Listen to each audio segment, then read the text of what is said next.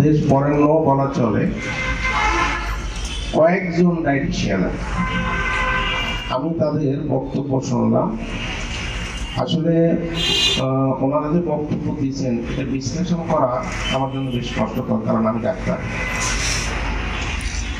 তো আসলে এই প্রোগ্রামটা কেন করা হলো বা আমি এই উদ্যোগটা কেন নিলাম এই দিনেই বা কেন, এই কথাটা আমার পাশে যে অ্যাডভোকেট সাহেব আছেন উনি কিন্তু একটু সুন্দরভাবে বোঝাইছেন যে আজকে একটা বিজয় দিবস, সেই বিজয়টাকে আবার আমরা একটু ব্যতিক্রম ধর্মী উপায় নিয়ে আসার জন্য আমাদের এটা একটা উদ্যোগ।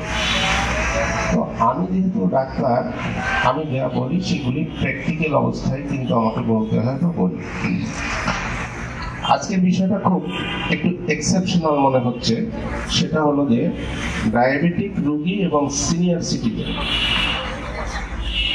পিঠা উৎসব। এই কথাটা কেন সংযোজন করা হলো বা কেন এই জিনিসটার মধ্যে আমি একটু মনোনিবেশ করলাম, তো আমার কাছে যে পেশেন্টগুলি আসে এখানে দেখা যাচ্ছে যে 2-3টা ভাগে আমি পাই। এক গ্রুপ ডায়াবেটিক পেশেন্ট আছে, তারা এমন ভাবে জানে যে আসলে এই শীতকালে এই পিঠা এটা খাওয়াই যাবে না, এভাবেই বলে। যে আমি যদি জিজ্ঞাসা করি যে পিঠা খাইছেন কিনা, তো সরাসরি বলেন কি আমার তো ডায়াবেটিস আছে, আমি কিভাবে পিঠা খাবো, ঠিক এভাবেই উত্তর আসে। আবার দেখা যায় কেউ হয়তো একটু বলে যে স্যার একদিন একটা পিঠা সামান্য একটু খাইছি, মানে তাতে খুব কষ্ট হয়েছে, এরকম কথা শুনে।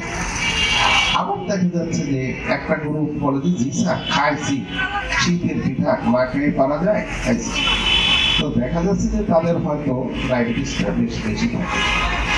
আসলে এই যে 3টা গ্রুপের কথা আমি বললাম, এই 3টা গ্রুপই কিন্তু আসলে সঠিক জিনিসটা না জানার কারণেই কিন্তু তাদের এই ধরনের চিন্তা চেতনা ধ্যান ধারণা কিন্তু থাকে। তো আসলে প্রথম কথা হলো যে মানুষটা বলতে চাচ্ছে যে আমার ডায়াবেটিস হচ্ছে, আমি পিঠা খাবো কিভাবে, এটা তো খাওয়া যাবে না।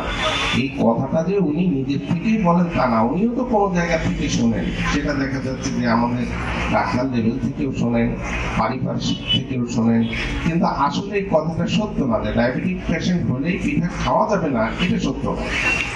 এটা একটা গেল। আবার দেখা যাচ্ছে যে মানুষটা খায়, তার ডায়াবেটিস বেশি, উনি আসলে জানেন না যে আসলে কিভাবে খেতে হবে, এই বিষয়টা কিন্তু ওনার অজানা।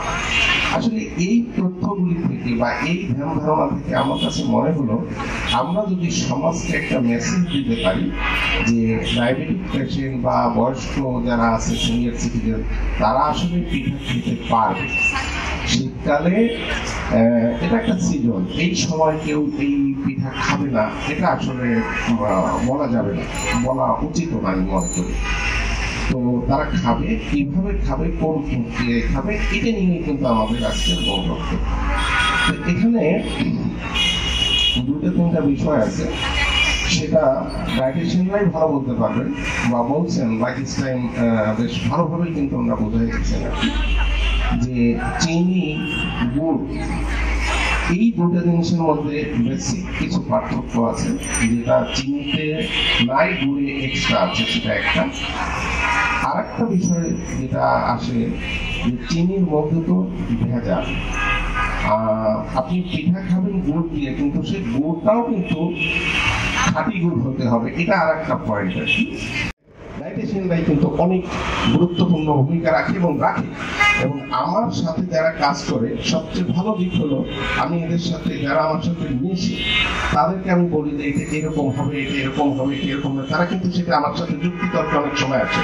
আমিও তাদের যুক্তি অ্যাকসেপ্ট করি, কারণ আমি তো তাদের থেকে এই জিনিসটা ভালো বুঝবো না।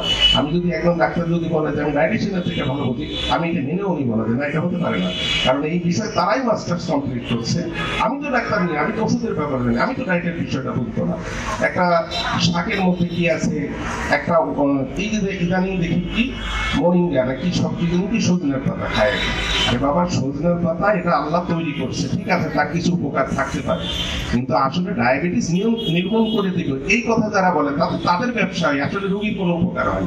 এতে এই সমস্ত খাবার খেয়ে কিন্তু আমাদের কাছে অনেক রোগী আসে আরো জটিল জটিল কিছু সমস্যা নিয়ে আসে। এখন প্ল্যানের ব্যাপারে আমি আরেকটু কথা বলি, ভাস্ট কথা না, স্পেসিফিক কথা হওয়া দরকার, যেটা আপনারা সরাসরি ডায়েটিশিয়ানের কাছে আসলে পাবেন। যে একটা মানুষ হয়তো দেখা গেল যে প্রতিদিন সে সকালে নাস্তা খায়, নাস্তায় আমরা সাধারণত বরাদ্দ কি দেই, হয়তো 3টা রুটি বা 2টা রুটি বা পরোটা, একটা ডিম, সবজি। এখন এই মানুষটা পিঠা খাবে, এখন পিঠা যদি খেতে হয় আমরা কি ফর্মুলা দিতে চাচ্ছি যে সে পিঠা খাবে, হয়তো সে শুকনো পিঠা খাবে, কি পরিমাণ এটা কিন্তু আমি 2টা না 3টা না 4টা এটা আমি বলবো না, কারণ এটাও কিন্তু একটা মানুষের ওজন, উচ্চতা, রোগের উপরে নির্ভর করে যে ঠিক কি পরিমাণ খাবে। এই পরিমাণটাই কিন্তু নির্ভর করবে ডায়েটিশিয়ানের উপরে। এই ডায়েটিশিয়ান কিন্তু বলবে যে আপনি যদি 2টা পিঠা খান তাহলে এর পরিবর্তে আপনার যে রুটি বা পরোটা ছিল এটা আপনি খাবেন, তাহলে সেম ক্যালোরি কিন্তু তারা ঠিক করে দিবে, প্রোটিন কিন্তু সাথে তারা দিয়েই দিবে। এই যে ক্যালকুলেশন, এই ক্যালকুলেশনগুলি কিন্তু আলটিমেটলি ডায়েটিশিয়ানরা করে দেয়। এই জায়গাটা খুবই গুরুত্বপূর্ণ। আমরা এই মেসেজটাই দিতে চাচ্ছি যে কোনো খাবারই আসলে আল্লাহ তো খাবার তো যেগুলি আমাদের কাছে হালাল করছে, হালাল খাবার আমরা খাবো, অবশ্যই খাবো, কিন্তু সেটা একটা নিয়মের মধ্যে আমাদের খেতে হবে, পরিমাণটাও যথোপযুক্ত হতে হবে এবং সময়টাও কিন্তু ঠিক থাকতে হবে। এখন দেখা যাচ্ছে যে অনেক সময় আমরা চাপাই দিচ্ছি আপনি এইভাবে খাবেন, আপনি বলতে চাচ্ছেন যে না আমি তো এই টাইমে, আমি এই টাইমে খাবো, এটাও কিন্তু ডায়েটিশিয়ানরা আপনাদের সাথে মিল করে দিবে যে হ্যাঁ আপনি এইভাবে খেতে পারবেন এই সময় এটা, কিন্তু তার জন্য হয়তো ডায়েটিশিয়ানের কাছে আসতে হবে। আমি মূল কথা এটাই বলতে চাচ্ছি।